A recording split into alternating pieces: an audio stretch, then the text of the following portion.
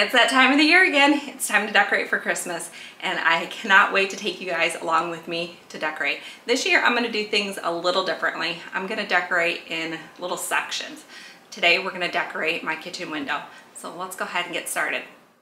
This year's kitchen theme is North Pole Kitchen. So I went ahead and pulled out all of my cookie jars and all of my salt and pepper shakers. My cookie jars are going to be above the cupboards. As you can see behind my head there, I have one of the cookie jars. So right now I'm just going ahead and putting all of my salt and pepper shakers on that little ledge. When my husband built that frame for the window, I asked him to make it just a little bit wider right there so I could put my salt and pepper shakers on the, that ledge. You know, I was thinking ahead for Christmas. So that little sign above the window frame, I went ahead and made that using my Cricut and a scrap piece of wood. I have a few sets of Christmas salt and pepper shakers. My intention was to go ahead and put them all up on that ledge, but a couple of the sets were a little bit wider than the ledge itself, so I couldn't put those up there. I only went with those three, but I felt like there was something that was missing. There was just too much open space between the sets of salt and pepper shakers for me. So I grabbed an evergreen pick, used my wire cutters and cut off a couple of the branches, put one on each side of the snowman salt and pepper shaker, and I still felt like there was something missing, so I grabbed that pick again, cut off a couple more branches and put those up there. I did end up spending quite a bit of time working with these branches. I tried having them spread out more in between the two sets of salt and pepper shakers, but I didn't like how that looked, so I went back to my original little cluster by the snowman. I was having a hard time getting those clusters to stay on that ledge, so I tried taking one of the branches and bending it over the side of the ledge, but I didn't like how that looked, so I took it back down, did a little fluffing, tried a little bit more. So I finally get the branches nice and secure up there, step back and look and think that there needs to be a little bit more pop of color up there. I had these red and white berry picks that would tie in perfectly with my sign. So I went ahead and cut off a couple sections with my wire cutters, and then I took those berry picks and intertwined them together. At first I put them next to the salt and pepper shakers, but I didn't like that look.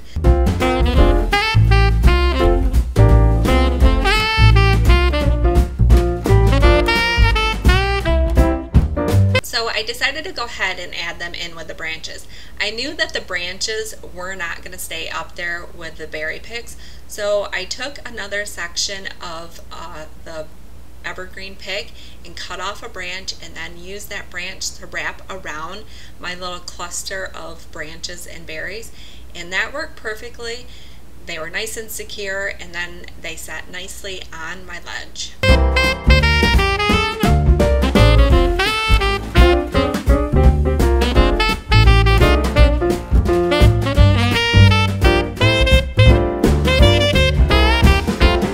Moving on to the windowsill.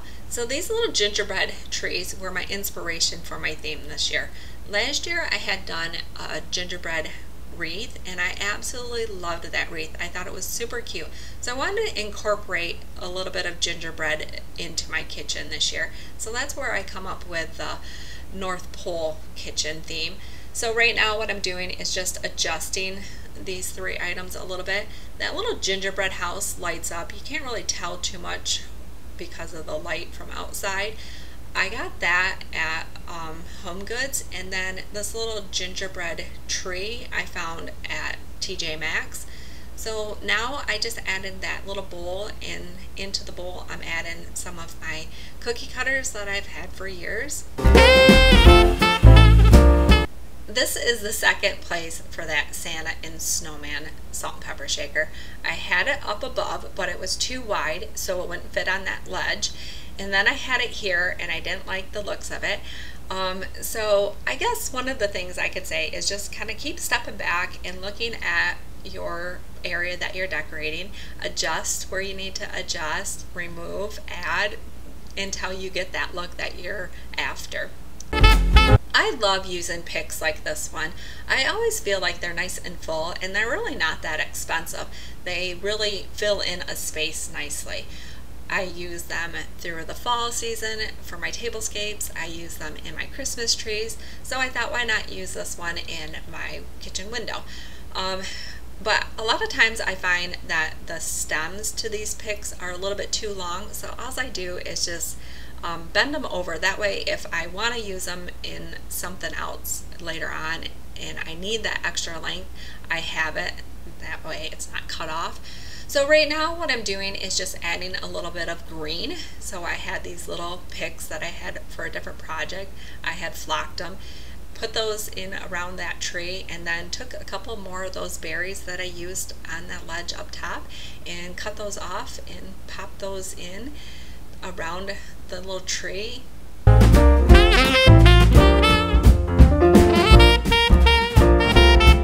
I wanted to try to balance the side of the gingerbread house with the side with the tree. So the best way to do it was with this pick because I had multiple of those. So I added that pick, but then I kind of stepped back again and looked and decided that the house was a little too low. I wanted to add a little bit of height to it. You know, get different dimensions going on. But then I looked at it too, and I didn't want to see the wood box. That's just a wood recipe box. So I had a little piece of snow blanket that I used to wrap some of my breakable Christmas decorations in their totes. So I used that, and then to help balance out a little bit more, you know, I put that pick back in there, but then I went ahead and added some more of those little evergreen picks and some more of those berries.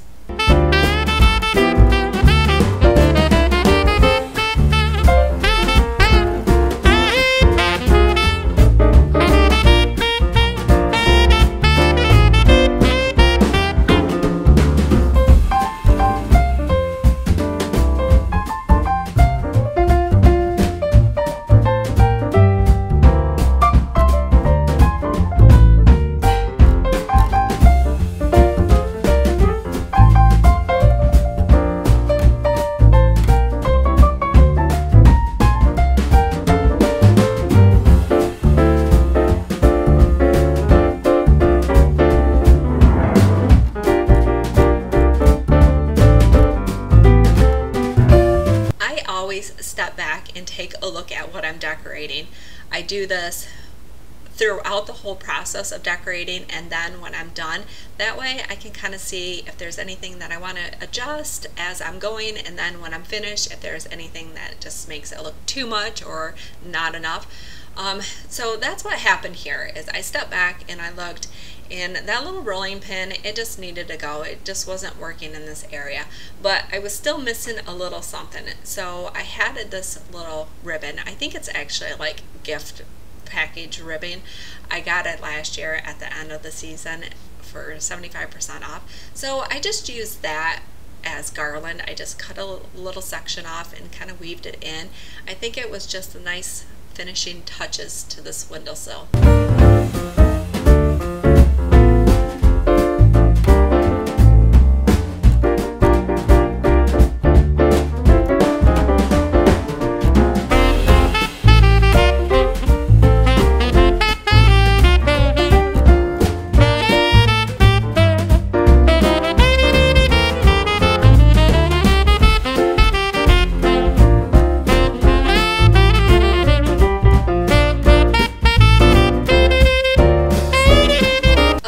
Since I'm working with ribbon, I had to make a bow.